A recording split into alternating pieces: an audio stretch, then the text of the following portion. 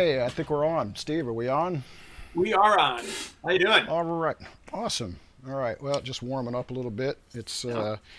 It's about 5 degrees here in St. Louis today and snowing, so I'm nice and warm down in the Autumn Hill studios here. Coming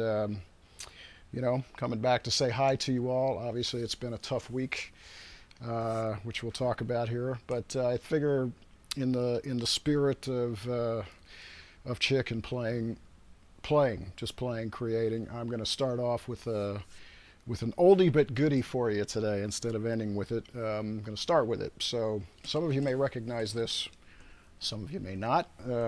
But those of you that do, chime in. Let us know how you like it. Hopefully, I can play it right. All right, here we go.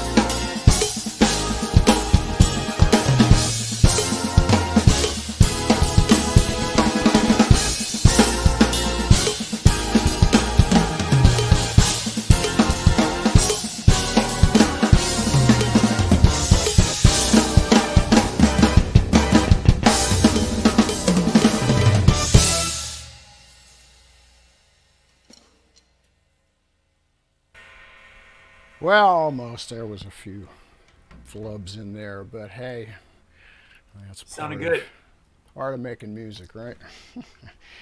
Take the take the errors and turn them into something else. That's one good thing about us drummers. We can always kind of turn the mistakes into something else, which is easier for us to do sometimes. Anyway, how is everybody? I hope everybody's well and safe. And this of course dedicating today to Chick, and of course it's been a hard week for the whole music world.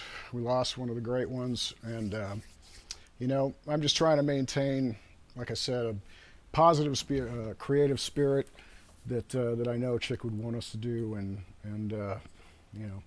we got some stuff that we're in the middle of, and it's a new electric band record that we're going to finish and put out, and it's an incredibly sad time, but at the same time, his spirit will live on with the music that he gave us throughout the years.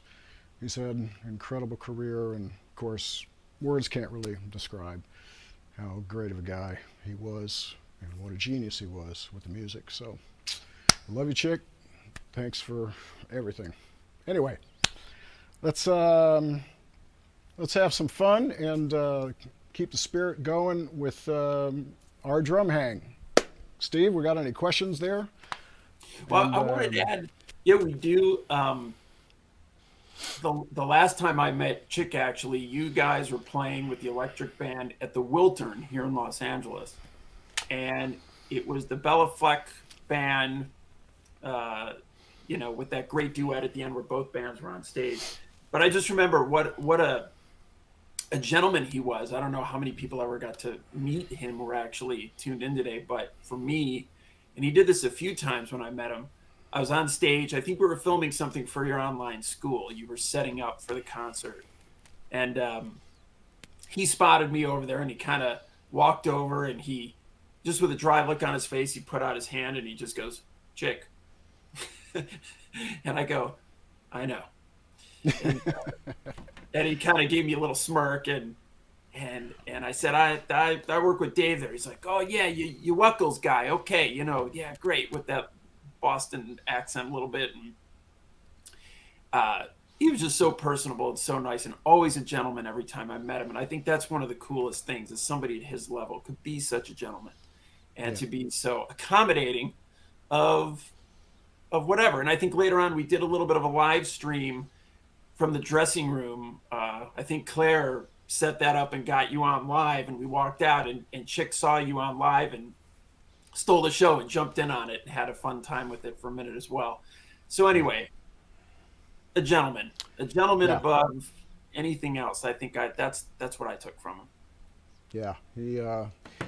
Well, the thing for us, I mean, we've shared so much music for since 1985, and he was just always so great about giving giving us the freedom to create, and just he was into our input. He was not directing or telling us what to do.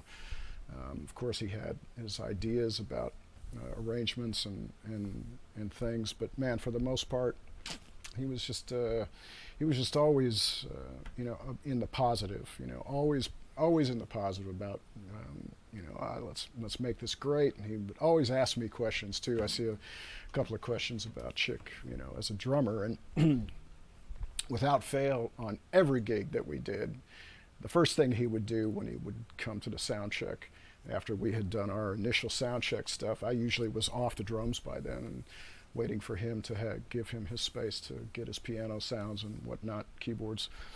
He'd go right to the drums first. He'd always head right to the drum set and sit down, and even on my Fusion kit, he'd just start playing some bebop, and swinging, which wasn't really set up for that. But on the acoustic trio, man, he'd sit there for a good 5-10 minutes and just blow some bebop, So he was always totally into it. He was always asking me about my left hand. How do you do it left hand at doubles? So he was just a constant, always a student of music, at the same time being one of the most prolific geniuses to ever roam the planet. So.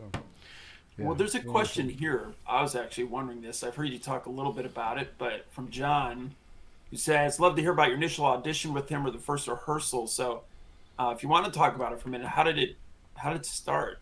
Was Michelle Camillo who made a Well, yeah, recommendation? well, it's quite a story actually, and I always tell my students and people, it's like, how do you get your big break? How do how do you get into the business? And it generally works from. I mean, things have changed now, obviously, with the internet, and I think the first thing I tell my students now is if you want to advertise yourself, get yourself a YouTube channel and get some videos up there of as much diversity as possible of your playing. So back then, though, in the 80s, there wasn't that available. So it all was word of mouth, listening to people on record or a tape or going to see them live. Well, my audition, unbeknownst to me, was a live gig that I was doing with Tom Kennedy and Bill Connors. And Bill Connors was the first guitar player in Return to Forever, ironically. Well, we're at the Bottom Line, which is this great club in New York that no longer exists. It was right near the university there in the city on Bleecker Street. And we're playing, and it was pretty packed. I mean, it was a lot of people. It was like a 500-600 seat club, I think. And and the stage is high. Then there's like a row of people, tables and chairs, and then there's this big aisle in the middle of the club. And there's another row of chairs in the bottom line. So I'm playing. I got a good view of the audience, and all of a sudden, we're in the first or second tune by then, and Chick had this unmistakable aura in the way that he you could with his curly hair, and he just had a great look, and very recognizable. So I'm playing, and I had to do a double take. I saw him walk in, and I saw his wife Gail right behind him. I was like, holy crap, man, this is Chick. And I must have, at that time, I was hauling my own drums around, and I had my ride cymbal on the floor tom stand, same stand, and I must have hit something somewhere, and the whole stand just falls over, playing the gig, and it just completely falls on the floor, and somebody from backstage had to come and help me put it up, and it was like, oh man, it's perfect, But anyway, we played the set, and with Bill, it was adventurous fusion music, and the great Tom Kennedy, of course. We had a ball, and Chick comes back after the gig, and Bill was kind of looking at him, and he's like, "What are you doing, coming here to steal my drummer?" But Chick was so great. He just said, "Oh man, sounds fantastic," and I found this bass player guy, this Patitucci. I never heard this bass player. He goes, "Yeah, this guy from California, and so we're putting this new band together. Would you like to come out and play?" It's like, let me think about that. Yeah, and that was kind of the audition. And the story goes is that Chick was looking for a drummer for this new band that was to be called the Electric Band eventually, and he wanted the new young guys, and he had found John, like I said, and he was asking everybody in who's the guy in New York, and he asked Michael Brecker first, late great Michael Brecker, and Michael mentioned my name, and then I guess he was at Tanya Maria's place, another fabulous keyboard piano player that I worked with eventually as well. And he was hanging out, and Tanya says, "Hey, I want you to hear this new piano player, this Michelle Camillo guy." So he puts on the record. Chick's saying, "Yeah, man, Michelle sounds great." He goes, "But who's the drummer?" So it was like second time in a day my name came up, and he heard it, and I guess he liked what he heard. Well, Gail just happens to be looking through the Village Voice, which was a popular newspaper in New York at the time that I think just actually came back. But anyway, she's looking, and all of a sudden my name pops up with Bill Connors and Tom Kennedy at the Bottom Line, and Chick was in New York, just happens to have a night off. So it's kind of like, and Chick never has a night off, I don't think, anywhere, especially at that point in his career. And that was it, So I always tell students, it's like you never know who's going to be in the audience, when you're playing, and of course, when we get back to playing, it's always remember that you never know who's listening, and it kind of goes for every performance and anything that you record. you never know who's going to hear it. So, for me, it's like anytime I play or when I make a record, when I do something, it's, I always treat it like it's the last time I'm going to play because you never know what's going to happen, obviously. Good point this week. And then you never know who's going to hear it. So that was the story. That was my addition. And then the first rehearsal, it was, I remember at the time, it was just I didn't have any electronics yet. I did have my speakers and mics because I was doing that already back then, but no real electronics to speak of. And it was just a trio, just me and John and Chick. And he had some music that he put up in front of us, and we played. And you know, eh, you have to understand, I started listening to Chick when I was probably about 15 or 16 years old, and it was actually after the Return to Forever era that I started to listen, because Ray Kennedy, Tom's late great brother, piano player, played a song for me in the car. He said, "Hey man, you got to come here and hear this drummer," and if you've never heard him before. So I get in the car and I'm just hearing all this stuff that I'd never heard anything like it in my life before, and it turns out that record was, I think, the Leprechaun Chick. And of course, Mr. Gadd was the drummer, and it was Humpty Dumpty or something. And I was just like, that was it. That was the beginning of the quest to get everything Steve was on and everything Chick that I could find. So I grew up as a teenager basically playing to Chick and his phrasings and hearing him and the whole thing. So when we got to the rehearsal, man, it was just like, it was like playing to one of the records. It was like I kind of knew, or at least felt I knew where the corners were going with the anticipations and his phrasings, and it was just one of those special moments that doesn't happen too often, where you're just playing with something and the chemistry is just off the charts. It's just an incredible feeling. So from that first rehearsal, it was just everybody was just smiling a lot, and the rest is history, as they say. Yeah. Yeah. Yeah. Amazing. Great story. I Uh, see. I see a question here. He said, "Does the new record have any unheard recordings of Chick?" Uh, the record that we're mixing, Bernie Kirsch and I. Bernie is, of course, Chief's head engineer for 45 years. They've been friends, so we were all working on this together, and I was helping to mix. And these were all shows that we had played over the last 4 or 5 years, live shows. So it's going to be a live record.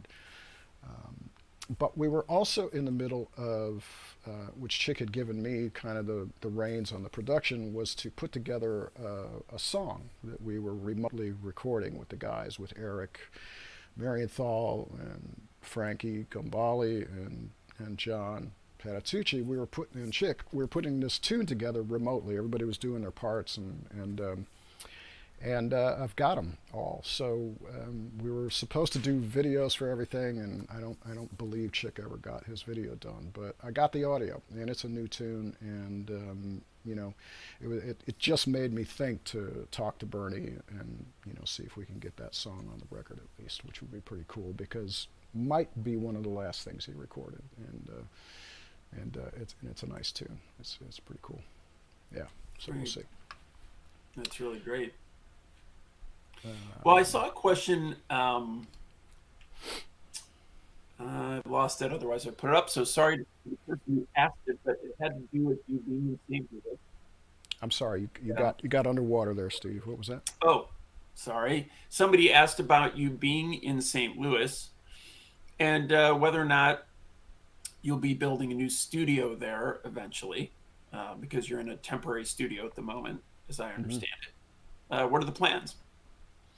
Well, the plans is to, yes, I decided to come back to St. Louis, hometown, for my USA hang. I of course spent a lot of time in Italy with my lovely wife Clivia as well. But when I'm here in the States, I wanted to kind of lessen the cost of living, get out of LA for a few reasons. But yeah, so I'm back in St. Louis, and my buddy and partner from a long time ago, Jay Oliver, is here. as well for the time being. And as I said, the record company that my wife is on, as well as we're going to be releasing a live Dave Weckl band record very soon on Autumn Hill Records, which is Rob and Mike Silverman, their label. And yeah, this is one of Autumn Hill's studios, and so this is where I'm working until I find my own place here and yes, build my own studio here, which I'm really looking forward to. Housing market's a little short right now, so hopefully when it stops snowing, gets a little warmer, I'll be able to find something. So, but yeah, they're being very gracious to let me work out of their place here, and it's a fabulous studio. And yeah, we're releasing our record April 9th, which just so happens to be Steve Gadd's birthday. So that wasn't planned, but it kind of just happened, and so that's kind of a cool little thing. So yeah, it's the live performance that we did here with the band in 2019 with kind of most of the original guys from my group: Buzz Featon, Tom, Jay, and Gary Meek was playing sax in the band. So that'll be a fun one. Yeah. And so April 9th, but you can pre-order it if you're the type that does that sort of thing. I think February 19th. Anyone who's interested in that starts just about a week from now. And then we're going to release a few videos. One's already out, Big B, Little B, but it's remastered. You did a little work on that. And then the Zone is going to come out as well. So that'll be pretty cool. Those will come out, I think, around the 19th, probably. Right. So right. People can... Hey, yes, absolutely. So I'm sorry to jump in, but we kind of got limited time today, so I actually have to go look at a house today. But I saw our friend Steve Holmes, who's a really great drummer himself. He asked, can I talk about soloing around figures, orchestrating, long and short voices, having to do with band figures and stuff like that. And yes, Steve, hi, how are you? Yeah, this is something that is a really important element, in my opinion, to supporting the music that you're playing. And so I put a lot of thought, into, note lengths, and kind of goes into a production aspect of, all kinds of instruments, especially bass. A lot of bass players maybe tend to play short notes when they should be long, and those kind of things. So the support doesn't really ring as well as it should sometimes when you're not thinking from an orchestration standpoint. So this tune that I played, Spur of the Moment, was just is a perfect example, and the reason I'm bringing it up is because I actually was, when I first started playing it, I was playing it in a way that it hit me. It's like, no, this is not working. It doesn't work with the horns that way.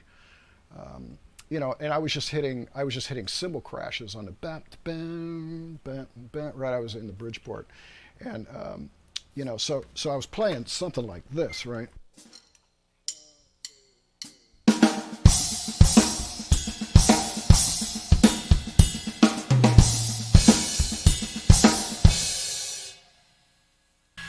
And even though I'm hitting a short cymbal, it's not so short because the horns are going bat, bam, it's like short, long. And so I started, it hit me that it's like, no, I need to voice this, I need to orchestrate this differently. So instead of playing that, I started to do one of two things. I started to either play the hi-hat closed or the China stack over here, which is even more short and to the point. So I'll do it again the way that I did it the first couple of bars, and then I'll change to the more, the approach of thinking more about the orchestration. Okay, so.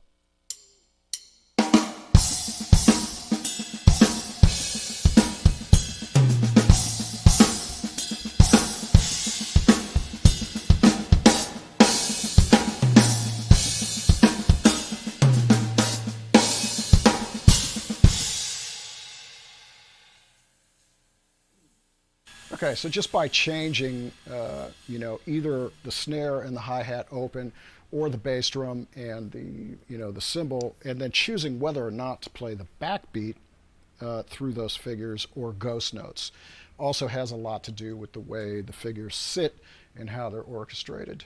But but yes, so the answer to the question is I do spend a lot of time thinking about the orchestration of the figures, and so just things to think about is if the bass notes are long, then I tend to hit the bass drum with long cymbals. If like horns or whatever the case may be, shorter, then I'll do things that are more sharp and to the point, so that they orchestrate and follow those musical orchestrations better. So, but it's all about the placement and the rhythmic precision. It's, I think, more than the orchestration. It's about really understanding those subdivisions. In this particular song, 2, 3, there's a very precise 3, and I'm always kind of singing that, and in some instances playing it. Like example, if I don't play the backbeat, watch my left hand.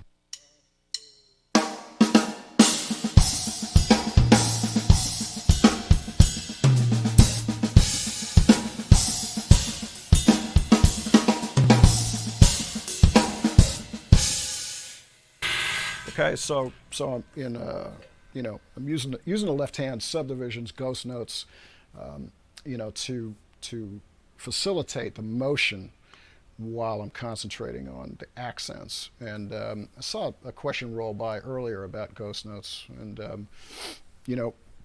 ghost notes are a very important part of my playing for sure. But one thing you can practice, to get the ghost notes a little bit better, is just play some paradiddles, and really focus on the difference between wrong shot there. Hang on, right. So if I'm doing this, right, that's the right camera. I want it.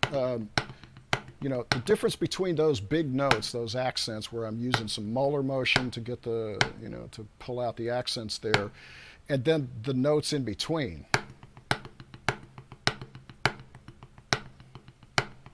Double paradiddles, single paradiddles. And then if I put that and I think about the musical pattern that I was playing, 2, 3, 4, ba, ba,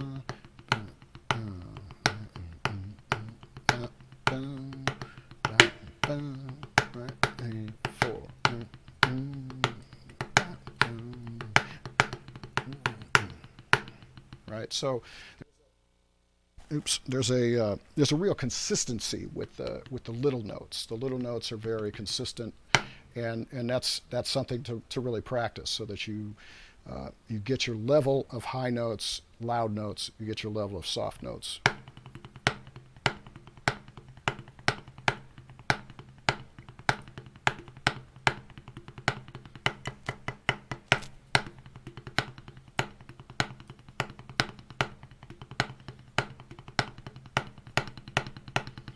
Now, of course, it takes some technical ability to pull those off, especially when you start doing 3s at a time. So that's when, of course, the technique practice becomes important, to incorporate finger control, to incorporate, bounce, molar technique, all the different ways of manipulating the stick, which we talk about quite a lot in the online school. So there's a lot of information on all this in the school. So hopefully, if some of you are contemplating signing up, we'd love to have you. So go check it out there at the teachable.com site. Yeah. There's all the information right there. DaveWeckl.teachable.com if you want to join Dave in his school. There's nearly 50 hours of content up there, and you can get in on his private Facebook group if you join. And that just means Dave actually monitors that like pretty much every day. I see you in there.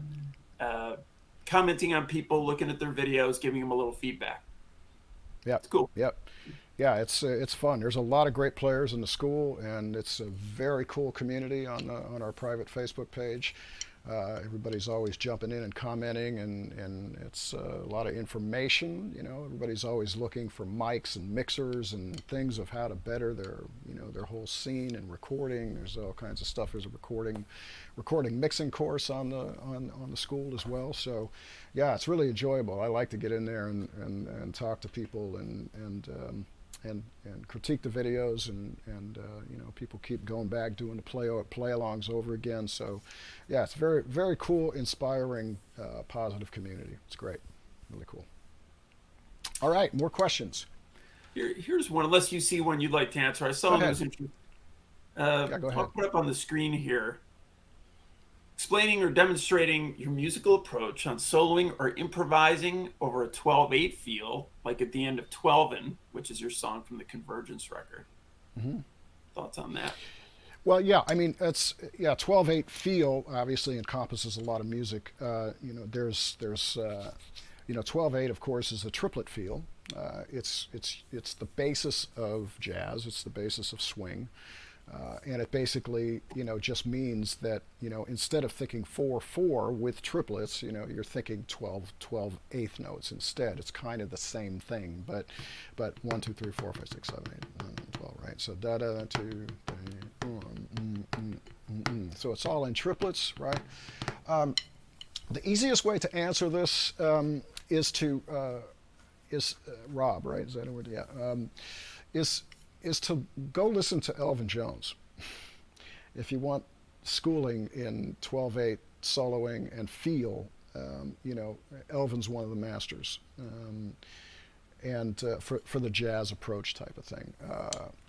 But I think it's difficult to play and come up with interesting things in a 12/8 triplet feel. I think everybody, not everybody, but a lot of people just want to get to the double time aspect. Instead of playing the triplets, they want to go back to 16ths and double it up, right? Which could be fun and a part of the feel of it all. But as far as what to play and how to do it, it comes from a lot of places. It comes from the listening aspect over my lifetime so far of all the great players that inspired me in that feel. And that ranges from big band guys to cool jazz guys to really hardcore bebop guys, and the list goes on. So but I have to say, in that song in 12in, it was entitled 12in to give a nod to Elvin and that 12/8 feel. So it's kind of it's kind of based off of his sort of approach with the triplets, which is it's a real loose thing, and I actually kind of first learned about the feel from Steve Gadd, because he was on a lot of Chick stuff actually. He'd play the triplet thing, but then there was always these kind of 30-second notes in there too. So it's kind of a you know.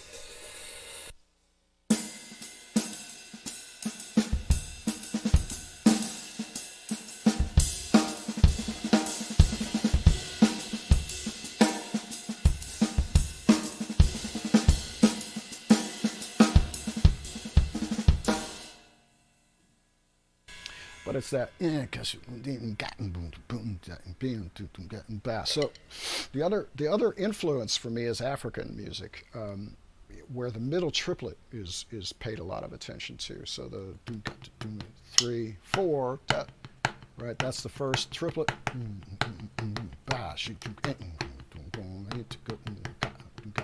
Right? That second triplet. And that's that accent pattern on the 12 thing. 3, 4,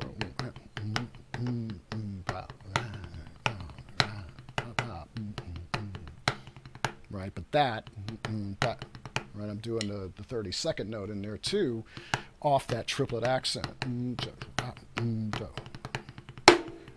Right? So it becomes that feel.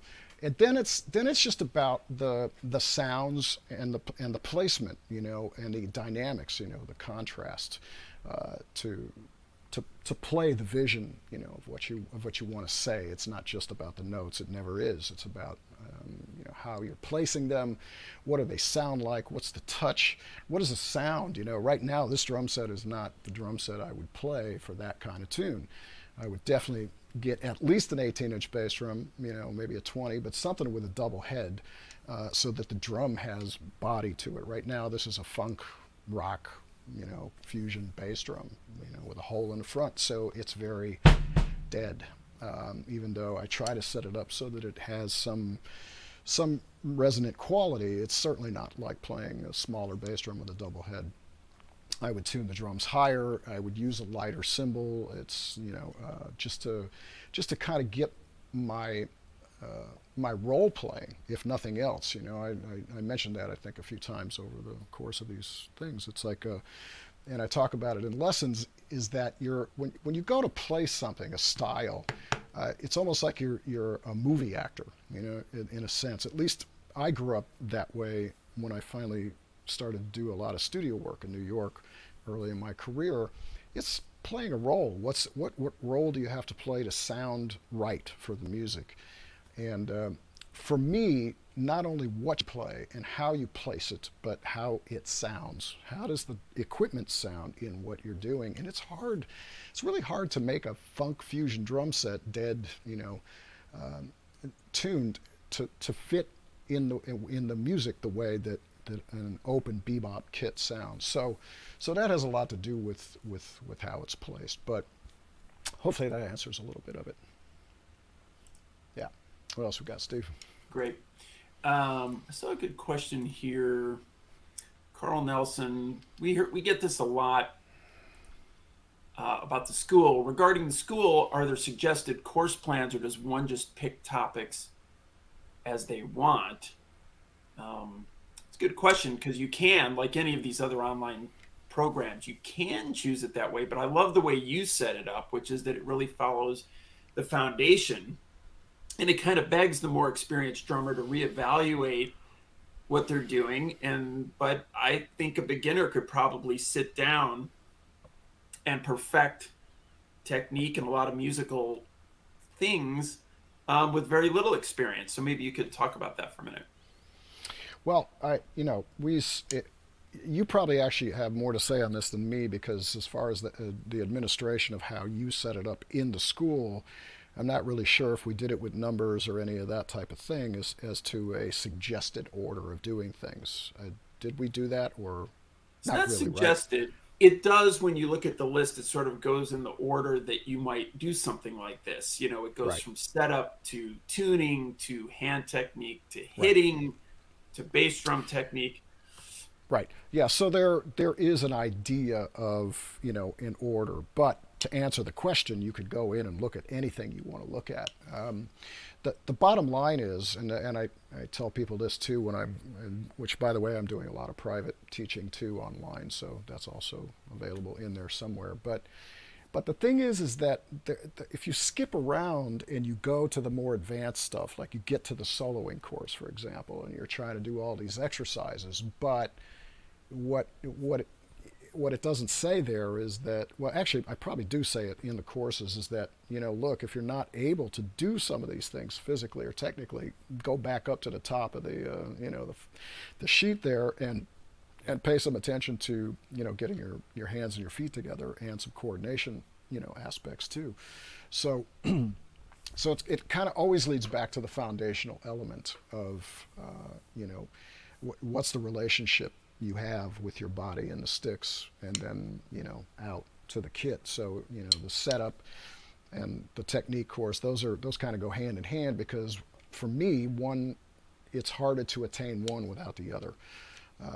And then tuning becomes part of the expression. What's your sound? How do you want the drums to sound? So yeah, there's a lot to check out there. But I think it's up to the individual how they go about, and they can certainly don't get locked out of courses before you finish other ones, and we don't do it that way. But Yeah, you can definitely scroll through and look for, I could see somebody being in your hand technique course and deciding I need a break from that. And yeah, if they did, there's interviews, there's the full Dave Weckl band concert, there's the full flies on the studio wall movie in there. You can sit down with some popcorn and watch it. The full thing's in there. Play alongs, fun stuff, which I wanted to ask you about because I got the idea you might be working on a little Buddy Rich thing to put into the school because you sent me this killer video of you on a kit you own in St. Louis. Maybe you could mention that for a minute. That's pretty cool.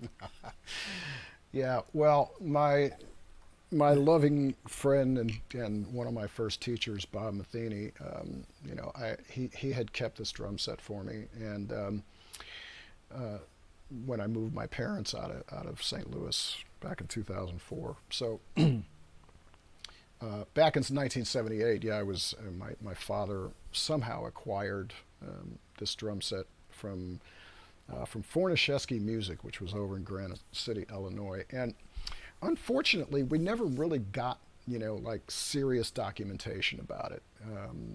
But the story goes is that this was one of Buddy's kits that he left at the shop to pick up a new one. Now, I have no idea if that's true or not, to be honest. But Buddy did sign all the heads, so I have all the original heads signed. And actually, Sonny Payne came through and played a clinic on the drum set as well, and signed them too. So I've got the heads. They're kind of fading now, but I do have them. And it's it's a '78 era, '77, '78. Slingerland, Marine Pearl, and this, like I said, my teacher, my friend Bob Matheny, had kept the set and helped restore it a little bit in the sense of getting all the period correct hardware, and he's got some fiber skin heads on the toms, and it's the straight rim TDR snare drum, and I got to tell you, playing this drum set is.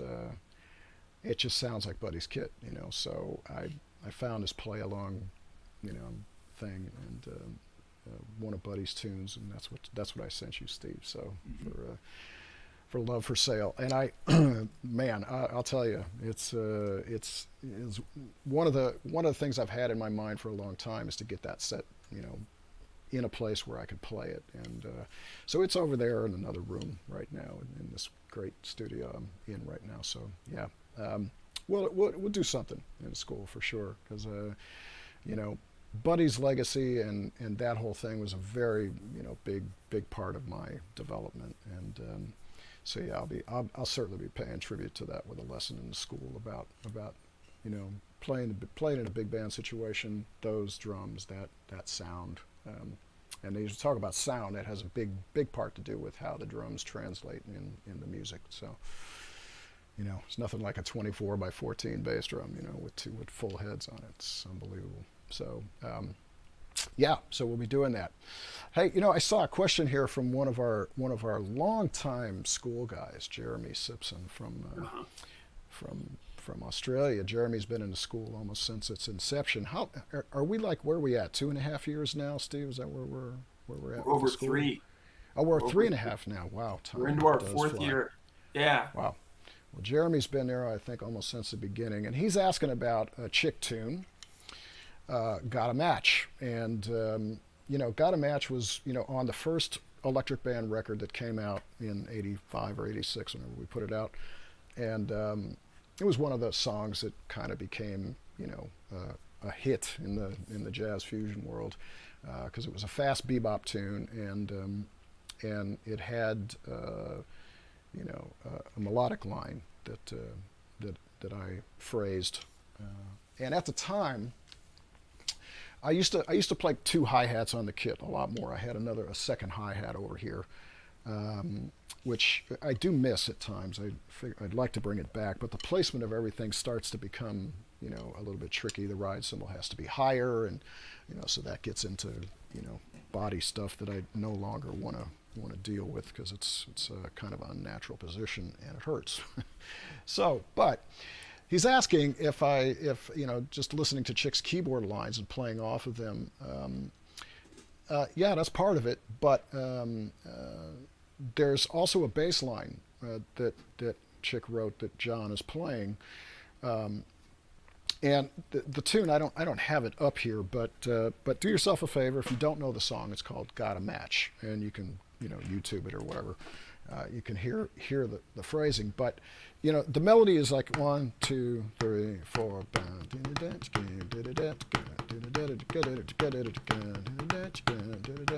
right? So, and the bass line is 3, 4.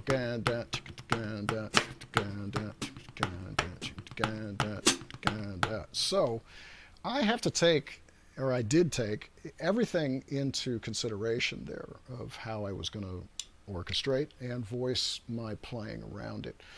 I didn't think about strokes. Let me just talk about that too, because I never kind of approach grooves or thoughts about how I'm going to play something based off of a rudiment or based off of thinking about stickings first.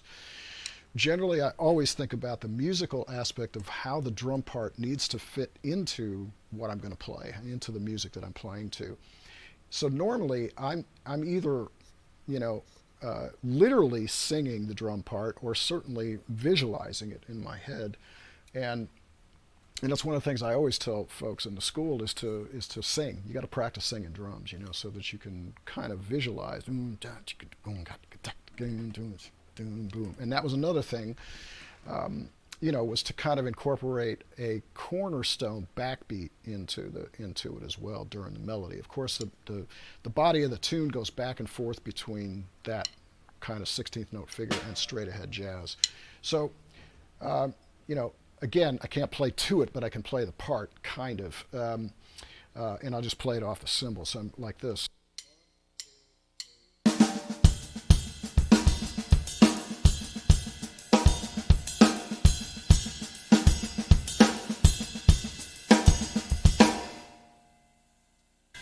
So that was the basis of it. And the reason I think I played, the bell part on the second hi-hat first, and that was so that I could keep the quarter note going on the hi-hat here, because in a pattern like that, I always try to focus and make sure there's pulse, make sure you're identifying where the quarter note is. So I did it here too. Check it out again.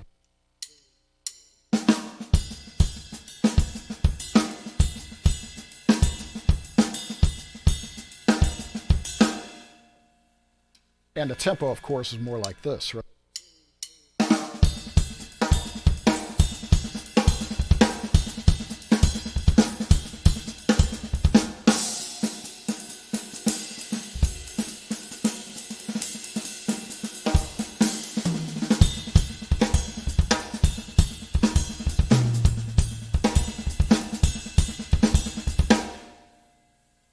So there's some paradiddle elements in there. There's, but I'm not thinking, like I said, I'm not thinking that. I'm literally thinking bass line, melody with the 16ths, and then, playing that backbeat to sort of give the whole thing, solidity.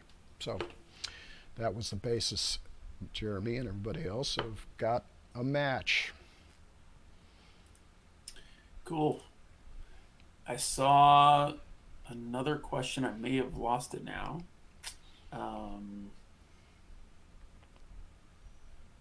There's some good ones in here.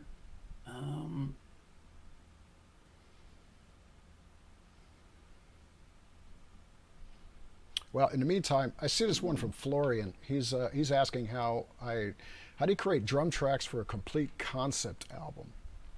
Well, that's a good question. Track one until you're satisfied, and then the next one, or do you approach all songs as a unity? Well, most of the times, for most of my records, I would say that it's a unity if I'm really composing with somebody for a band. For instance, my first 2 or 3 records, Master Plan, Heads Up, what's the third one? Hardwired. Those 3 records were concept records. They weren't really written for a band to take on the road. Jay and I just approached each tune separately and kind of coming up with ideas coming from a drum part, or from Jay from a melody part or a groove part, whatever it might be, and we worked together that way. Starting with Rhythm of the Soul, my records, the concept going into the compositions was to write for a group that we could take this music on the road and play it. So that kind of changed the idea, because we were writing for instrumentation, we were writing for the parts, and that kind of continued as the band developed with Synergy, um, and then the band changed when Jay left. Steve Weingart got in the band, and we were playing. Transition was the first record. Multiplicity. I can't remember there was anyway. There's some good records Oh, in there. Perpetual Motion.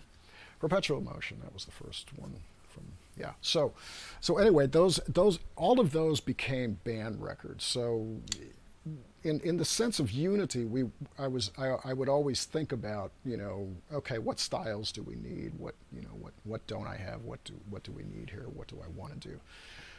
But then when we went back and did Convergence, which is the record that Jay Oliver and Steve, we all did this together, 2015, or whenever it was, but a while ago. Again, this became sort of a concept record, not to take anything on the road. It was just like, okay, what do we want to do here musically?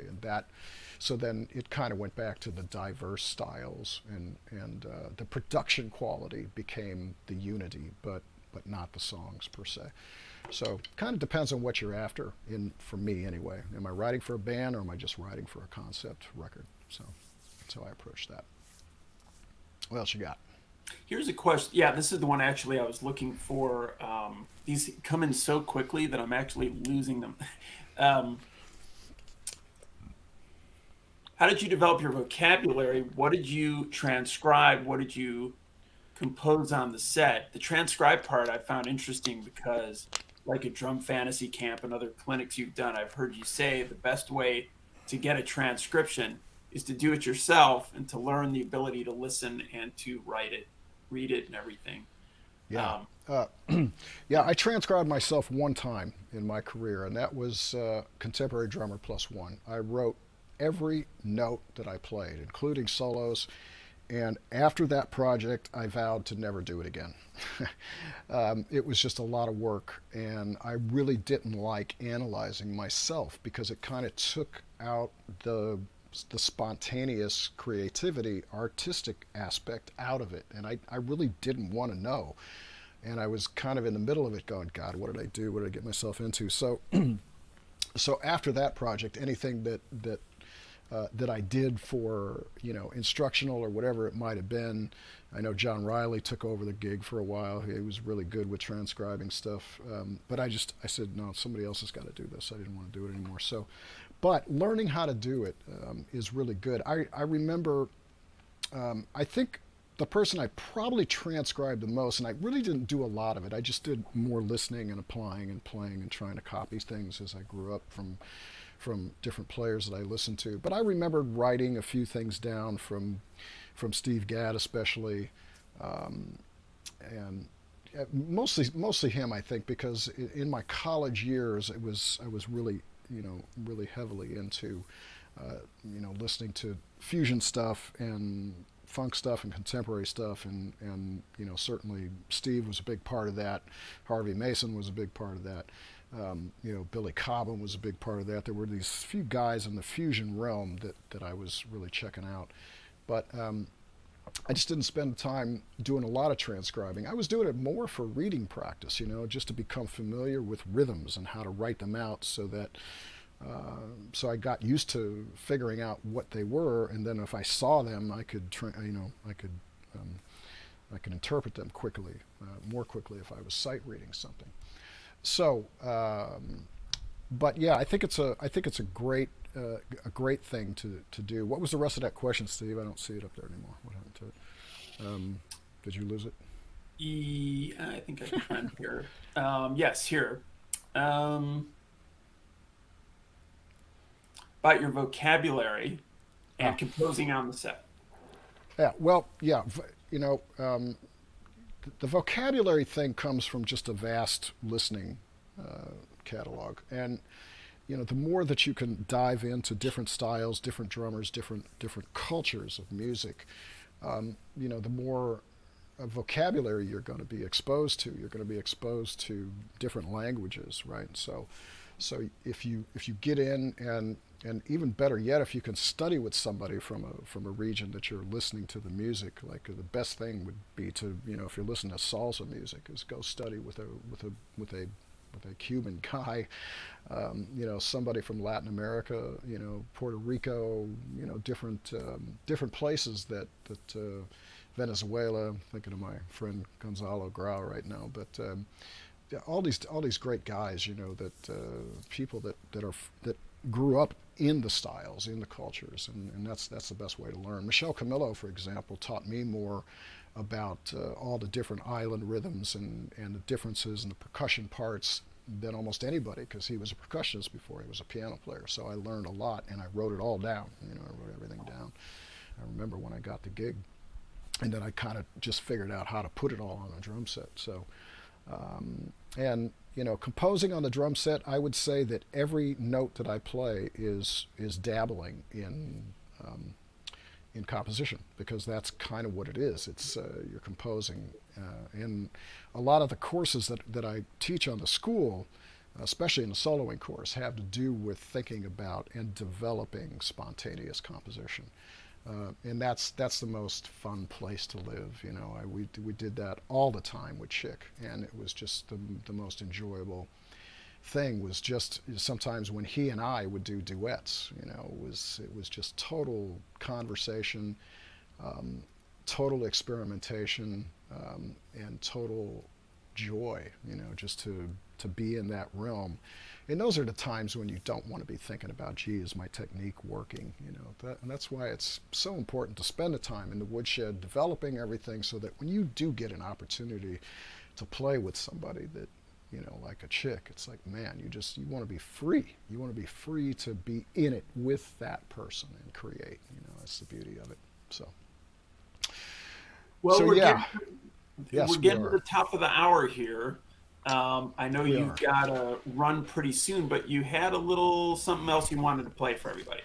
Yeah, in honor of Chick, I was looking for stuff, and I couldn't really play the new tune that we're working on yet. But in honor, this particular tune is something that was on, I believe it was on the Contemporary Drummer play along. And it was just a jazz tune version of to give students something to play to for the jazz style. So I'm going to make a couple of mix adjustments here, and turn up the overheads a little bit, and turn the inside bass drum down a little bit, and so this is just something that we put together for a jazz play along, a trio situation, and of course it's with John Patitucci and Chick. And so I'm going to play that. I forgot the name of the tune even. I don't remember the name. I don't have it written down here, unfortunately. But yeah, let's see. Maybe maybe for this. Chat. I'm sorry. Say again. Maybe it will come up in the chat if anybody knows. Yeah. This, yeah, I forgot. I'll look into it. Yeah, I really forgot the name of it, but anyway, I'm gonna do my best to play to this one, and end with this today. So once again, thank you all for being here. Thank you for all of the well wishes and the sympathies for Chick. We're all going to miss him. So be well out there, and we'll hopefully be back next week. And happy Valentine's Day tomorrow to everybody, especially to my lovely wife. I saw her in here, and I just want to thank everybody for coming in and supporting this, and also to all of our friends who are in the Dave Weckl Online School. I've seen a bunch of you in there. Just want to say hi to everybody, and thanks for your support as well. Cool. All right. Okay. Thanks, everybody. Enjoy a little bit here from Chick. All right. Here we go.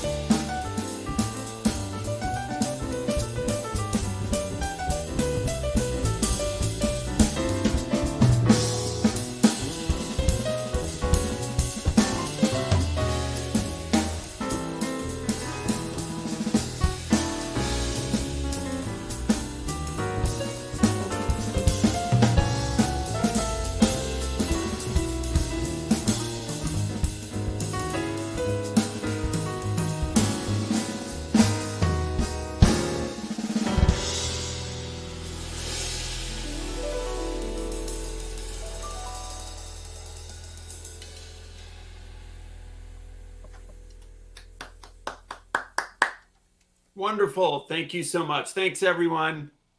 Thanks, See you next everybody. week. Be well.